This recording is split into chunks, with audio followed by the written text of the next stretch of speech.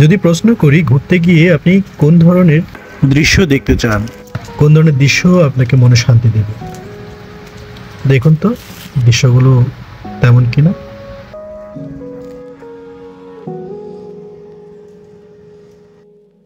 হ্যাঁ, ঠিক ধরেছেন। আজকে আমার ব্লগের বিষয়বস্তু হচ্ছে তেমনই সুন্দর একটা রিসোর্ট নিয়ে, যেই রিসোর্টে গেলে হয়তো আপনার ডিপ্রেশনটা দূর হবে এবং চোখের সামনে ভাসতে থাকবে খুবই সুন্দর সুন্দর কিছু সিনারিও। আজকে আমরা যে রিসোর্টের কথা বলবো সেটি মাতামুহুরী নদীর পাশে অবস্থিত, পাহাড়ের কোল ঘেঁষে গড়ে ওঠা River Hill Resort. River Hill যেতে হলে প্রথমে আপনাকে লামাবাজার থেকে নৌকা করে আসতে হবে। রিভার হিল কর্তৃপক্ষ নৌকা করে আপ ডাউনের এই ব্যবস্থাটা সম্পূর্ণ ফ্রিতেই করে দেন, অর্থাৎ এই রিসোর্টে থাকলে আপনার জন্য নৌকা ভ্রমণ ফ্রিতেই পেয়ে যাচ্ছেন। সমুদ্রের মতো এইখানে নদী দেখার জন্য সানবেডের ব্যবস্থা ছিল। প্রথমেই আপনাদের এই সানবেডটা চোখে পড়বে, এরপর একটু উপরেই কটেজগুলোকে আপনি দেখতে পাবেন। নদী থেকে রিসোর্টে ওঠার পর আপনার চোখে পড়বে গাছের নিচে কাঠের মাচাং বানানো, যেখানে আপনারা চাইলে বিশ্রাম করতে পারবেন। এই মাচাংটি ছাড়াও রিসোর্টের আরেকটু উপরে গেলে আরেকটা গাছের মাচাং আপনারা পাবেন, যেখানে বসে পূর্ণিমা বা নর্মালি বন্ধু বান্ধব মিলে আড্ডা দেওয়ার জন্য যথেষ্ট সুন্দর একটা স্পেস আছে।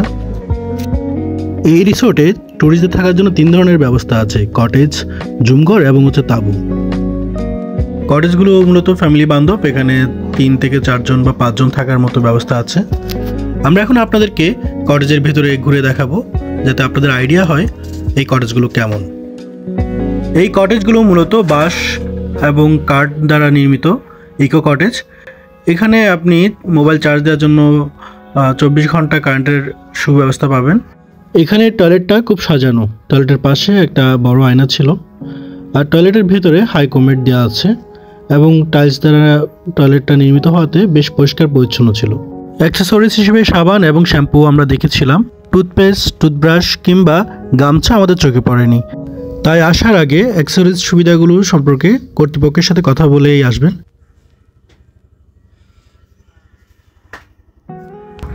এই ইকো কটেজগুলোতে 2 পাশে 2টি বিছনা ছিল এবং এখানে ফ্যানের ব্যবস্থা আছে। কোনো এসির ব্যবস্থা এখনও তারা করেনি, হয়তো সামনে করতে পারে। এবং এই কটেজের বাইরে একটা সুন্দর বারান্দা আছে।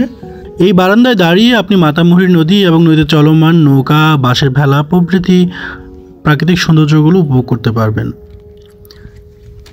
এছাড়াও এখানে জ্যোৎস্নায় বসে বা বৃষ্টিতে ভিজে আপনি আপনার মনের ডিপ্রেশনগুলো দূর করতে পারবেন।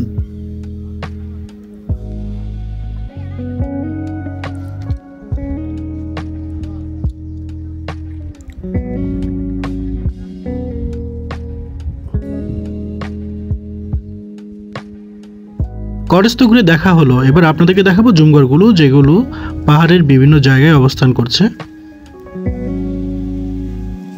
এই রিসোর্টটা বেশ ভালো পরিমাণ জায়গা নিয়ে অবস্থিত, ফলে আপনি এখানে পাহাড় ট্রেকিংয়েরও সুযোগ পাবেন। জুমঘরগুলোতে যেতে হলে মূলত কিছুটা পথ আপনাকে পাহাড় ট্রেক করে যেতে হবে এবং বিভিন্ন জায়গায় এখানে কাঠের ব্রিজ আছে, যেগুলো আপনাদের ভালো লাগবে দেখতে।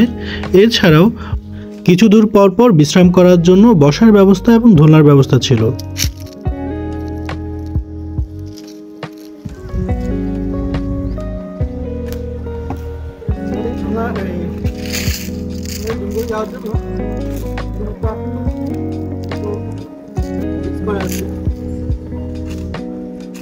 জুমঘরটা তালা দিয়ে বন্ধ থাকলেও আমরা পেছনের বারান্দায় উঠেছিলাম পাশ থেকে, যেখানে একটা দোলনা ছিল এবং দোলনা থেকে আপনি ইনফিনিটি ভিউ পাবেন মাতামুহুরী নদী এবং পাহাড়গুলোর। সত্যি বলতে এই রিসোর্টের এই ভিউটা আমার কাছে অসাধারণ লেগেছে। লামাতে অন্যান্য রিসোর্টগুলোতেও আমি গিয়েছিলাম, কিন্তু এটার মধ্যে এরকম ভিউ আমি আসলে দেখিনি।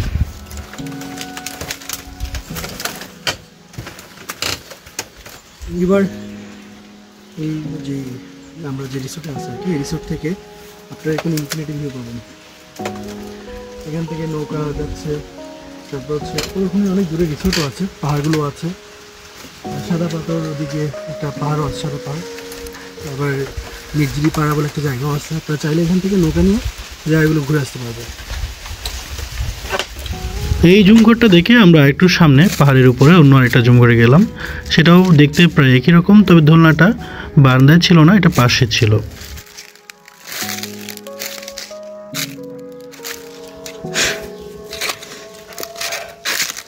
এই জুমঘরটাতে একটা খাবারের ব্যবস্থা আছে, আপনারা চাইলে রাতে এখানে বা সন্ধ্যায় সকালে আরামসে শুয়ে বিশ্রাম নিতে পারবেন। যদিও এখন দুপুর আমার খুব অবস্থায় রয়েছে, প্রচুর রোদ পড়ছে।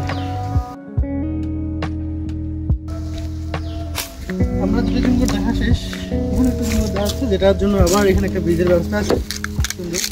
আর বর্ষাকালে মনে হচ্ছে এখানে পানি জমবে, হয়তো গোসল গোসল করা যাবে।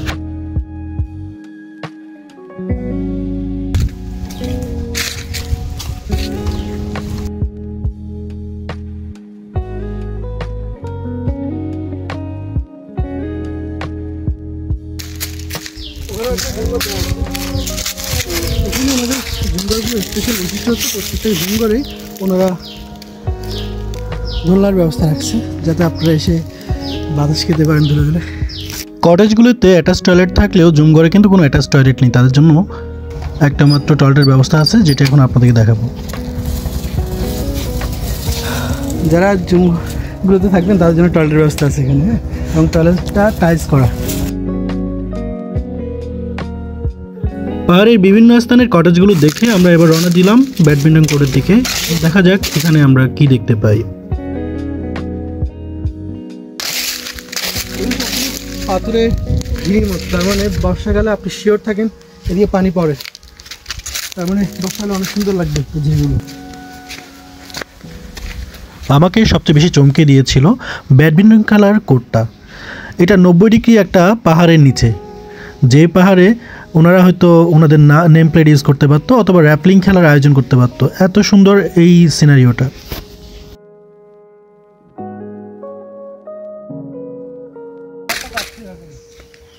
এটা নিচে একটা ব্যাডমিন্টন কোর্ট, ব্যাডমিন্টন কোর্টের পাশে দর্শক সারি, ওখানে একটা দোলনা, মানে অসাধারণ।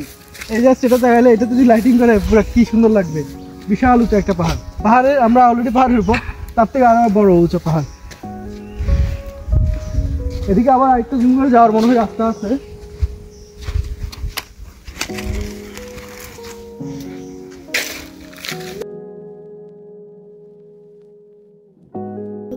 আরেকটি জুমঘর খোঁজার উদ্দেশ্যে আমরা এবার পাহাড়ের উপরে একটি রাস্তায় যাচ্ছিলাম, কিন্তু কিছু দূর যাওয়ার পর রাস্তাটা হারিয়ে ফেলি, দেখা যাচ্ছিল না।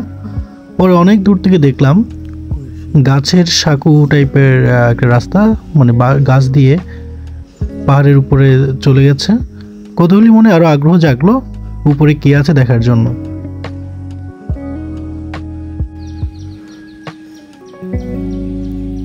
যদিও অনেক ক্লান্ত ছিলাম, কিন্তু গাছের সিঁড়িটা পেয়ে আমাদের আগ্রহ আরো বেড়ে গেল আরো উপরে ওঠার জন্য।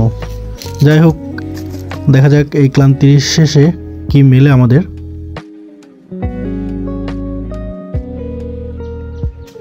মনে হচ্ছিল এই সিঁড়ি উঠলেই শেষ, কিন্তু যতই উপরে উঠছিলাম ততই নতুন গাছের সিঁড়ি পাচ্ছিলাম। একটু অবাকই হচ্ছিলাম, আমাদের উঠতেই কষ্ট হয়ে যাচ্ছে, কিন্তু যারা বানিয়েছে তাদের কি পরিমাণ না কষ্ট হয়েছে এই সিঁড়িটা বানাতে।